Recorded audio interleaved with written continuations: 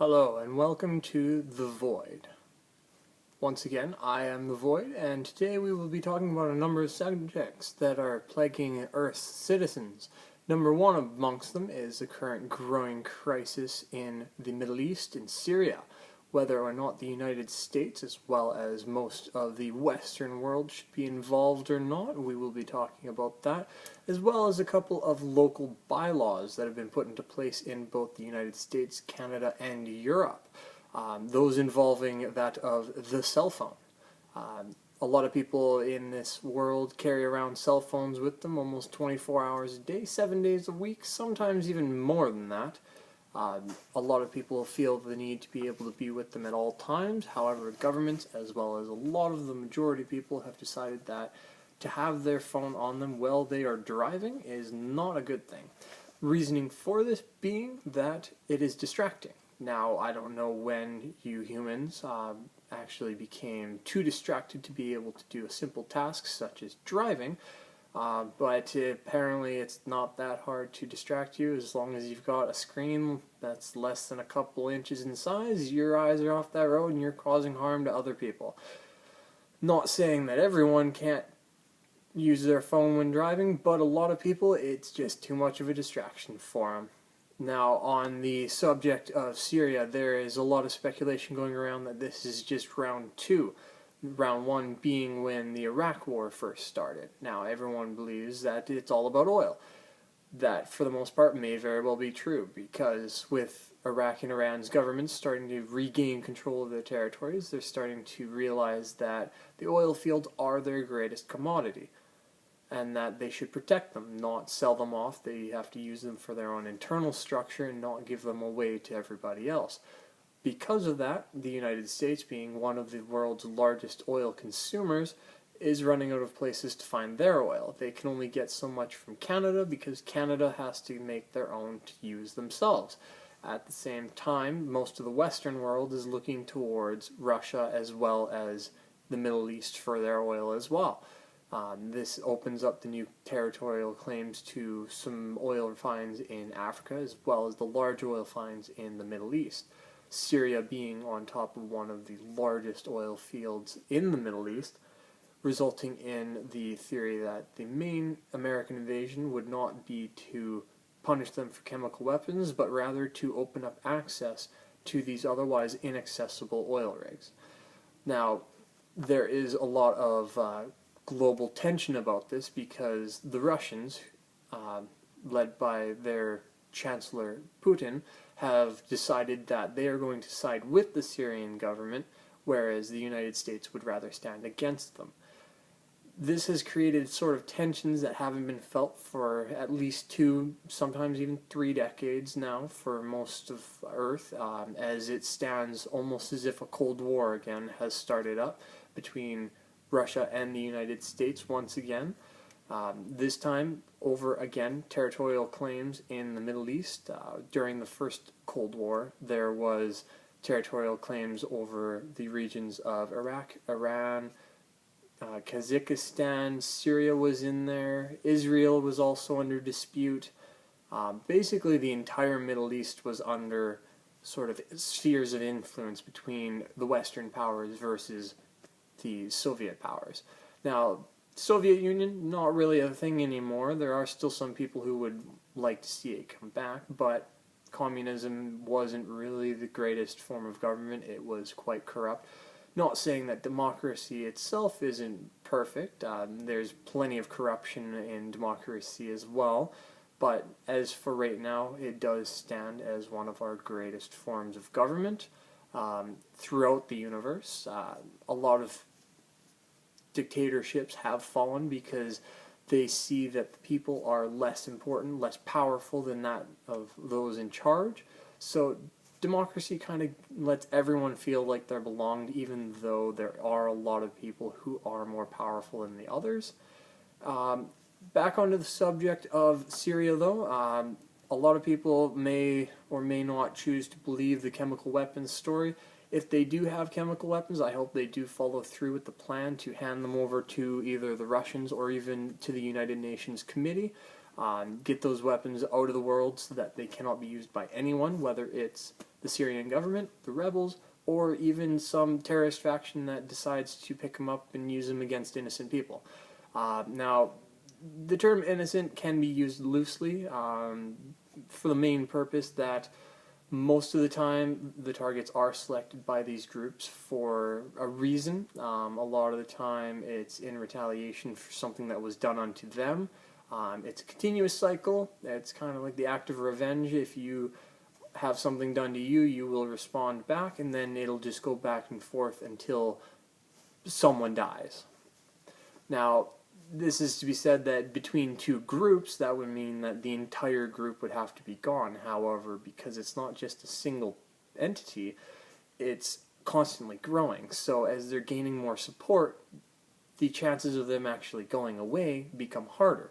It's like the fight between the United States of America and the Al-Qaeda. The Al-Qaeda, after the terrorist bombing of 9/11, destroying the Twin Towers in New York City, they had their numbers bolster because everyone over in the Middle East was like, oh yeah, they can actually take on this massive country all by themselves, and they're successful.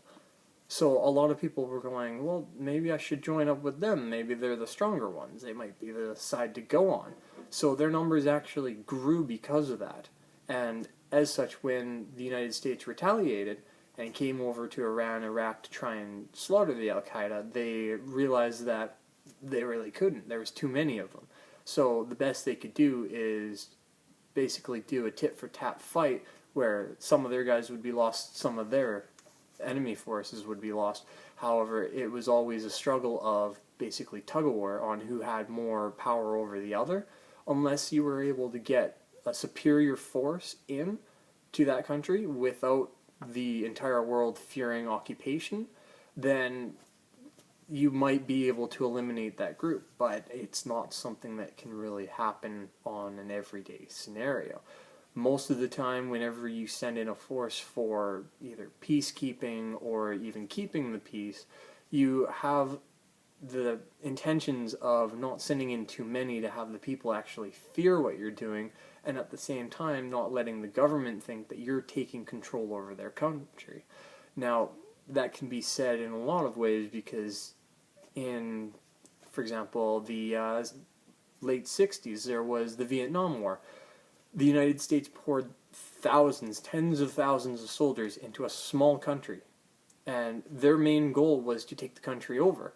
Now, if they were to try and do that with Iraq, they wouldn't have had the support of their government. They would have been fighting against them, because you can't just send in your entire military into a place and then say, oh no, we're only here to help.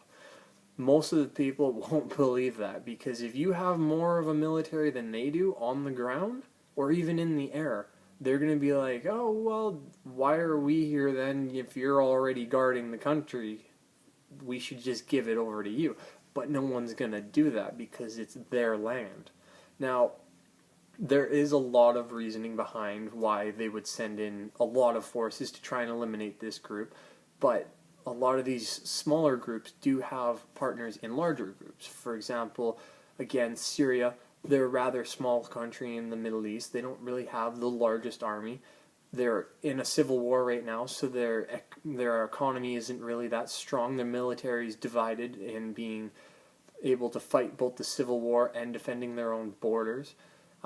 However, because they are a small country, they do have allies, and these allies are preventing any real world action to come against them.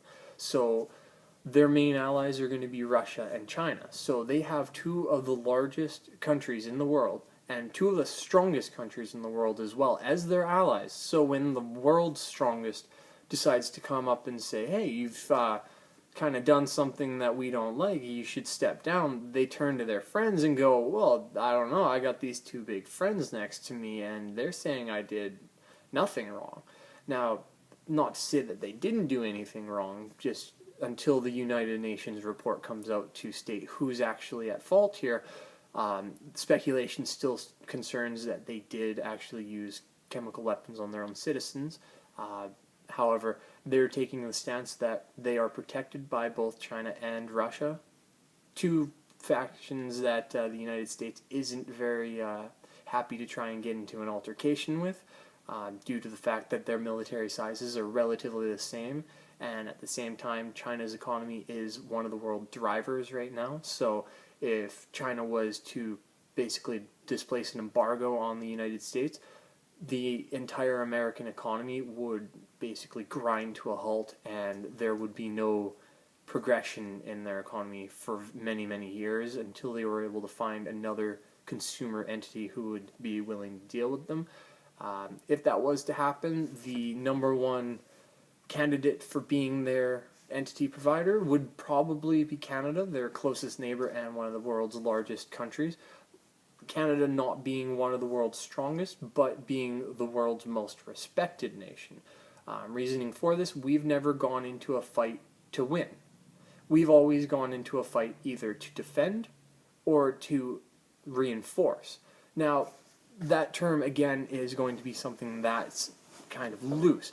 A lot of people will say, well, we went into World War II to win the war, didn't we? Well, that can be said for a different reason, though. We went into the war to defend the world against the Nazis. We didn't go in to just kill them. Now, there were probably some soldiers on the lines who wore the Canadian flag on their uniform who were looking for nothing more than to kill. But the bulk of the Canadian armed forces is designed to only keep the peace. We're not there to provoke a war. Now, this is different with American forces. They've tried to start many wars. They've started wars in the Middle East. They've started wars in the Pan-Asiatic. They've even started wars with their own neighbors. So both Mexico and Canada themselves have been at war with the United States at one point.